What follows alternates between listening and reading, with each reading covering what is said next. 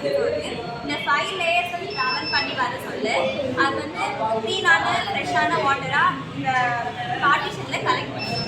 நம்ம இது பண்ணதுக்கான காரணம் வந்து இப்போ லாஸ்ட் இயர் ஒரு 5 இயர் பேபிக்கு வந்து டிசென்ட்ரி காலரா அப்புறம் டைஃபாய்டில் வந்து இறந்து போனாங்க டர்ட்டி வாட்டர் குடிச்சதுனால. இப்போ நம்ம இந்த வாட்டர் இந்த பியூரிஃபையர் இருந்ததுன்னா நம்ம ஈஸியாக டர்ட்டி வாட்டர் ஸ்டோர் பண்ணால் நமக்கு க்ளீனான ஃப்ரெஷ்ஷான வாட்டர் கிடைக்கும்.